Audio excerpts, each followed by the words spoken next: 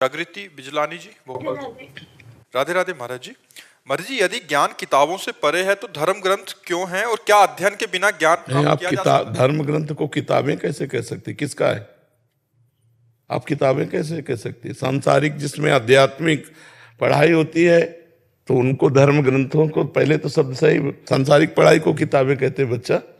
ये तो हमारे जीवन है, ये तो हमारे साक्षात वांग में ब्रह्म स्वरूप है। इनको किताबें नहीं कहा जा सकता, धर्म ग्रंथ कहा जाता है। अब धर्म ग्रंथ में जो लिखा हुआ है वो बिना गुरु के कैसे समझ सकते हो?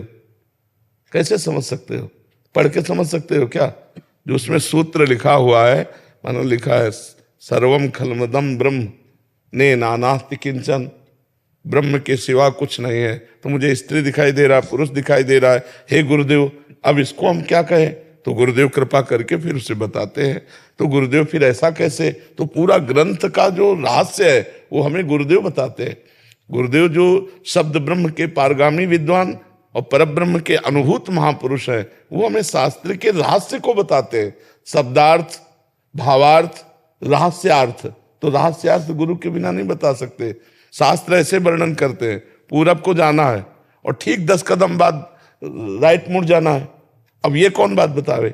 ये तो गुरु बताएगा कि यहाँ के बाद इसमें लिखा नहीं है लेकिन इसमें राइट मुड़ो, यहाँ से ऐसे चलो, तब आप पहुंच पाओगे लक्ष्य पे। बिना गुरु के ज्ञान नहीं होता। और शास्त्र स्वाध्याय स्वयं तभी सफल होता है जब किसी महापुरुष के सानिध्य में किया जाए। क्या बिना अध्ययन के ज्ञान प्राप्त हो सकता है? हाँ, हो सकता है।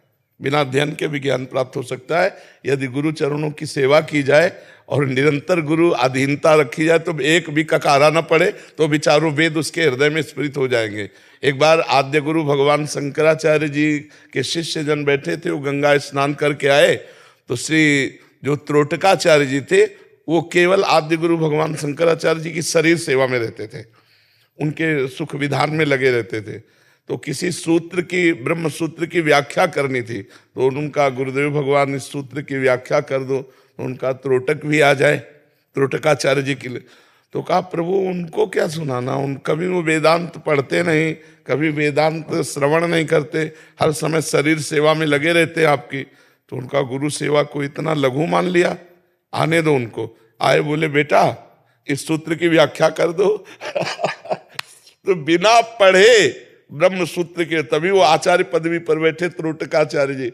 गुरु सेवा से जो ज्ञान है, शुद्ध ज्ञान गुरु चरणों की सेवा से प्राप्त होता है। यदि गुरु भगवान को समर्पित हो जाए, अब आप देखो देव ऋषि नारद जी गुरु हैं और उन्होंने उपदेश किया राम राम कहो, वो राम राम भी नहीं कह पाए, मरा मरा मरा मरा। भगवान के प्रकट होने के पहले ही भगवान की लीला की रचना कर दी, ब्रह्मर्षि कहलाए। तो नाम जो गुरु ने दिया उसमें सब कुछ छुपा हुआ है। जैसे राम, तो ये 2 अक्षर में पूरा ब्रह्म ज्ञान छुपा हुआ है। जो भगवान नाम है, जो गुरु प्रदत्त मंत्र है, उसी में समस्त शास्त्र छुपे हुए हैं। तो ऐसा नहीं कि वो ब्रह्मानुभूति नहीं कर सकते, वो भगवत प्राप्ति नहीं कर सकते, कर सकते हैं। गुरु कृपा ही केवलम, गुरु कृपा ही केवलम, गुरु कृपा से सब कुछ हो सकता है। महाभारत में एक प्रसंग आता है उपमन्यु जी का। वो गुरु जी के चरणा आश्रित हुए वेद पढ़ने के लिए, उन्होंने कह दिया गाय चराओ।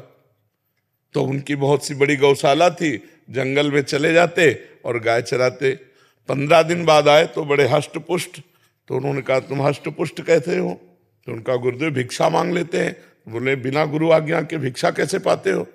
हमने तो आज्ञा नहीं करी। 15 दिन फिर चराने के लिए गए, जब आए फिर हष्ट पुष्ट। तो उनका तुम स्वस्थ कैसे हो? बोले गौओं का दूध पी लेते हैं। तो बोले गौएं हमारी हैं, हमारी आज्ञा के बिना तुम कैसे दूध पी लेते हो? 15 दिन के बाद फिर आए, फिर स्वस्थ। तो उनका तुम स्वस्थ कैसे हो?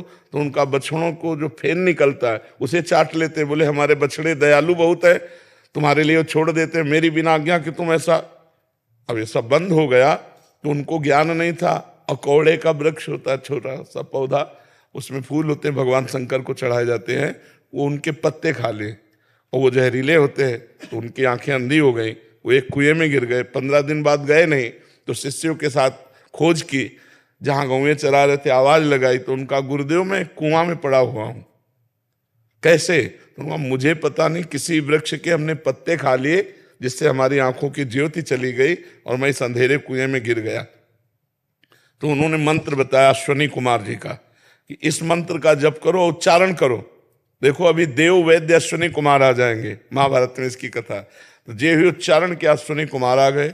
उन्होंने दिव्य पुए की रचना की औषधि मिला के और कहा खा जाओ। तो उनका आप नहीं, गुरु आज्ञा के बिना अब कभी अपनी जबान में कुछ नहीं रखूंगा, क्योंकि मैंने देख लिया मैंने गुरु आज्ञा का उल्लंघन किया। 15 दिन उपवास करके मुझे गुरु जी के पास पहुंचना चाहिए था और फिर वो मुझे उपदेश करते क्या खाना है, तब मैं खाता, लेकिन मैंने अपनी मनमानी की, आज के बाद कभी नहीं। तो बोले फिर अंधे बने रहोगे? तो उनका जन्म भर अंधा रहना ठीक है, लेकिन गुरु आज्ञा का उल्लंघन नहीं करूंगा। तो उनके गुरुदेव ने कहा पालो। तो जे भी पुआ पाए सो उनकी दिव्य दृष्टि जागृत हो गई, बाहर निकले और गुरुजी ने गले से लगाया तो बिना पढ़ाए चारों वेद उनके हृदय में स्फुरित हो गए। गुरु साक्षात परब्रह्म, तस्मै श्री गुरुवे नमः। गुरु कृपा से बिना पढ़े लिखे भी ज्ञान आ जाएगा।